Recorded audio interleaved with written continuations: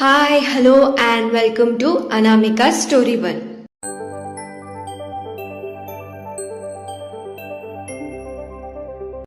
ఇవాళ మనం వినబోయే కథ మీరా, చాప్టర్ 136.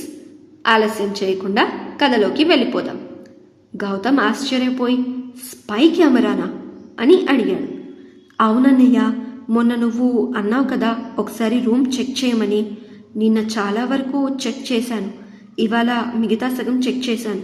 అప్పుడు నాకు ఇది దొరికింది. దేవుడి ఫోటో దగ్గర మూలన తగిలించి ఉంది అని అంది మంజు. స్పై కెమెరా ఏంటి? రూమ్ చెక్ చేయడం ఏంటి? గౌతమ్, రూమ్ ఎందుకు చెక్ చేయమన్నావు అని అడిగాడు చక్రి. అది బావా మరి అని అంటూ ఆగిపోయాడు గౌతమ్. ఏమైందిరా మనవడా, ఎందుకు చెక్ చేయమన్నావు రూమ్ని? అక్కడ కెమెరా ఉందని నీకు తెలుసా అని అడిగింది సూరమ్మత్త. కెమెరా ఉందని నాకు తెలియదు బామ్మ, కాకపోతే మొన్న రోషన్ మీరా లేనప్పుడు గదిలో నుంచి బయటికి రావడం గమనించాను. అందుకనే మంజుని ఒకసారి రూమ్ మొత్తం చెక్ చేయమని చెప్పాను అని అన్నాడు గౌతమ్. ఇది విని కోపంగా గౌతమ్ని చూశాడు రోషన్. నేను వెళ్ళినంత మాత్రాన కెమెరా నేను పెట్టినట్టా అని పైకొస్తూ అన్నాడు రోషన్.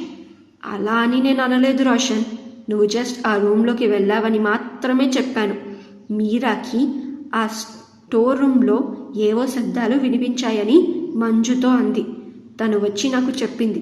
అందుకే ఒక్కసారి ఈ రూమ్ కూడా చెక్ చేయమని చెప్పాను, తన ట్రీట్మెంట్కి ఏ ప్రాబ్లం రాకుండా. అంతే, నువ్వు పెట్టావని నేననలేదే అని అన్నాడు గౌతమ్. అనాల్సిన అవసరం లేదు, నీ మాటల్లో అర్థం అదే వస్తుంది.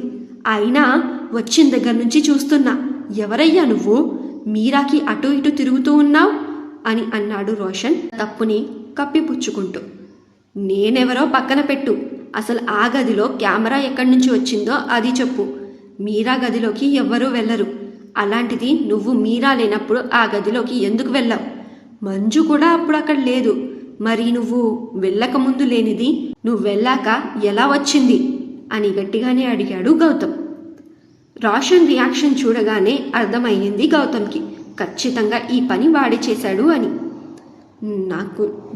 నాకేం తెలుసు, నాకు దీని గురించి ఏమీ తెలియదు అని బుకాయించాడు రోషన్.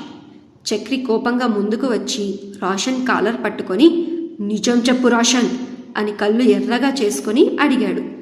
నిజం బావా, నాకేం తెలీదు అని తడబడుతూ అన్నాడు రోషన్. ఆ తడబాటుతూ వాడి నేల చూపులతో గౌతమ్కి కన్ఫర్మ్ అయ్యింది ఇదంతా చేసింది రోషనే అని. మంజు, ఆ కెమెరా ఇటివ్వు అని అడిగాడు గౌతమ్. మంజు తీసుకెళ్లి గౌతమ్కి ఆ కెమెరా ఇచ్చింది. దాన్ని మొత్తం చూసి, దీని వెనక సీరియల్ నంబర్ ఉంది, దీంతో కనిపెట్టొచ్చు బావా ఎవరు కొనుక్కున్నారు, ఎవరు ఇక్కడ పెట్టారు అని అన్నీ తెలుసుకోవచ్చు. ప్లస్ ఇది బ్లూటూత్, ఒక కంప్యూటర్ హ్యాకర్ని పిలిస్తే లేదా అడిగితే వాడు దీన్ని హ్యాక్ చేసి ఇది ఏ డివైస్కి కనెక్ట్ అయ్యిందో కూడా చెప్తాడు అని అన్నాడు గౌతమ్. బ్లూటూతా? ఒక్క నిమిషం ఆగు అని చక్రి రోషన్ పాకెట్లో నుంచి ఫోన్ తీసి, ఇది చెక్ చేయి ఉందేమో అని అన్నాడు. బావా, ఇది నా ఇన్సల్ట్ అని చక్రిని దూరంగా తోస్తూ అన్నాడు రోషన్.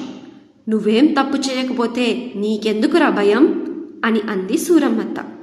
తప్పు చెయ్యలేదు కాబట్టే నా ఫోన్ చెక్ చేయడం ఎందుకు అంటున్నా అని అన్నాడు రోషన్. నిరూపించుకోవడానికిరా, నువ్వు తప్పు చెయ్యలేదని నిరూపించుకోవడానికి అని అంది సూరమ్మత్త. మీ అమ్మ ఎట్లాగో తప్పు చేసిందని తెలిసిపోయింది కదా, ఇప్పుడు నువ్వు కూడా తప్పు చేశావని తెలియాలి. ఇప్పటికిప్పుడే నిన్ను ఇంట్లో నుంచి బయటికి గెంటేస్తా అని గంభీరంగా అంది సూరమ్మత్త. నిజంగా ఇదంతా చేసింది వీడే అని ప్రూఫ్ అయితే నేను తీసుకెళ్లి పోలీస్ స్టేషన్లో అప్పచెప్తా బామ్మా అని అన్నాడు కోపంగా చక్రి. బావా అని అరిచాడు రోషన్. ఏంట్రా అరుస్తున్నావు? అమ్మాయిల రూమ్లో కెమెరాలు పెట్టడం ఇది ఎక్కడ సంస్కారం? ఇదేనా నువ్వు సిటీకి వెళ్ళి నేర్చుకుంది? ఇది నీ పనే అని నీ మొహానికి పట్టిన చెమట, నీ మాటల్లో ఉన్న ఆ తడబాటులోనే అర్థమవుతుంది. ప్రూఫ్ దొరకగానే పోలీస్ దగ్గరికి తీసుకెళ్తా. సెక్షన్ తెలియదు కానీ నీకు మాత్రం జైలు గ్యారంటీ అని అన్నాడు చక్రి. అప్పుడే అక్కడికి వచ్చాడు అభి. అది అంతా విని, జైలుతో పాటు ఫైన్ కూడా పడుతుంది అని అన్నాడు. అభి వాయిస్ విని అందరూ అటువైపు చూశారు. ఎవరు బాబు నువ్వు అని అడిగారు రాజారావు గారు. ప్రస్తుతం ఆయన అసలు ఏం మాట్లాడే పరిస్థితుల్లో కానీ ఆలోచించే పరిస్థితుల్లో కానీ లేరు. అందుకే అభి ఫోటో చూసినా గుర్తుపట్టలేకపోయారు రాజారావు గారు. నమస్కారం అండి, నా పేరు అభిరామ్, ఈ ఊరికి కొత్తగా వచ్చిన ఏసీపీ. ఈ ఊర్లో మీరు చాలా పెద్దవారు, గౌరవనీయులైన వారు అని విన్నాను. అందుకే ఒకసారి కలిసి వెళ్దామని వచ్చాను అని అన్నాడు అభి. అభిని చూడగానే గుర్తుపట్టారు సూరమ్మత్త ఇంకా సీత ఇద్దరు. అభి, రా బాబు, సుజాత కొడుకువే కదా, రా, సుజాత నీ గురించి చెప్పింది అని ఆహ్వానించింది సూరమ్మత్త. ఒక చిన్న చిరునవ్వు నవ్వి, బామ్మగారు, నేనిక్కడికి వచ్చింది ఒక పోలీస్ ఆఫీసర్గా అని అన్నాడు అభి. మరి అభి రాకతో ఈ కథ ఏ మలుపు తిరగబోతుందంటారు? తెలుసుకుందాం నెక్స్ట్ అప్డేట్స్లో. వీడియోనే ఉండండి. ఈ స్టోరీ మీరా, మీ అనామిక స్టోరీ వరల్డ్ ఛానల్లో మీ హోస్ట్ అనామికతో. ఈ స్టోరీ మీకు నచ్చితే ఈ వీడియోకి ఒక లైక్, అలాగే ఈ వీడియోని అండ్ స్టోరీని మీ ఫ్రెండ్స్ అండ్ ఫ్యామిలీ సర్కిల్లో షేర్ చేయండి. ఈ స్టోరీలో మీకు ఏం నచ్చిందో కింద కామెంట్ సెక్షన్లో చెప్పి మరిన్ని అప్డేట్స్ కోసం ఛానల్ని సబ్స్క్రైబ్ చేసుకొని బెల్ ఐకాన్ కూడా క్లిక్ చేసేయండి.